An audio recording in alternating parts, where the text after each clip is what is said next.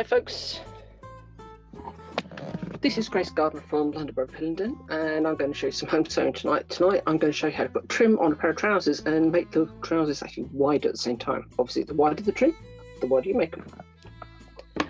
So here I have my pair of jeans. Hope you can hear me. So here I have my pair of jeans, and I've just started to take these apart using one of these called a seam ripper. So this little red bit here is very important to what we're going to do. So first of all, if you pull any seam slightly apart, you can actually see the stitches in there. Can you see? So what we're going to do is we're going to use this pointy bit, and we're just going to run through there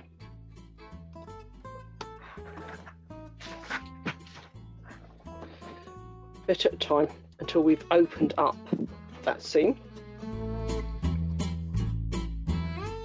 So that's the top layer. Or if you want to be really quick and you're fairly confident, if you use the red bit, you hook it under those stitches, making sure the spiky bit is well out of the material, and push. So holding both sides. That's what it's called, a seam ripper. So right, now we've pulled it apart so you can see the overlocking on the inside. So we're now going to again get the seam ripper. Just make sure you've only got the stitches, not the cloth. See, they've actually trapped some cloth in there. And again, so that you can just see the stitches there, and that's all we do, just a bit at a time so you don't go too far. Because sometimes if you pull jeans, depending on the manufacturer, the fabric can actually rip the wrong way, so you end up with going that way rather than that way. Right, so when we've got our desired length, we pull off all the loose bits. Try not to pull too much off, as you'll end up with no jeans. That would be very good, would it? So you pick up your trim, whichever trim you want. I've got a purple shiny stuff. Okay, it looks blue in this light, I can see it on the camera, but it is actually dark purple.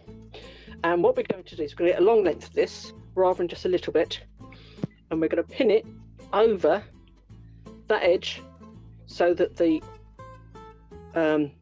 dark bit from inside the seam does not show. Just give me 1 second. So we're going to put it over that dark bit so it doesn't show. Grab some pins and pin it in place. Don't forget to leave enough to go over the hem as well.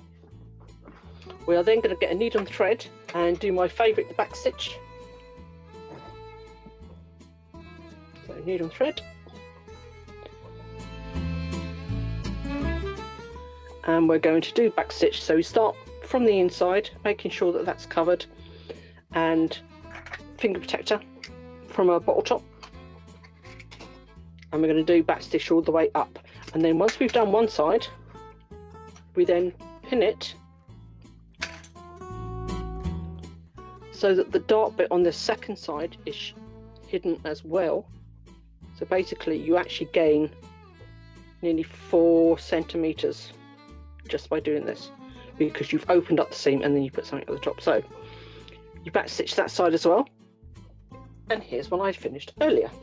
So in the end it will look like that, and because you've used the seam here, it will look like it's always been there. So all you have to do after I finish this, I've just finished pinning the hem, is you get some pale thread to match here, and using the same size stitches, back stitch anyway, but make sure the top stitches match, and then you won't know, and literally just sew that hem. You can also put in triangles of material or anything like that, so you can actually make them a bit more 1970s or whatever you want, or even pieces of lace. But don't forget that you will see through, so if you've got it all the way up the leg like on here, you may show your underwear, so I suggest putting a piece of fabric behind it or something if you don't want to show your underwear. Thank you, that was short and sweet. Hope that was cool.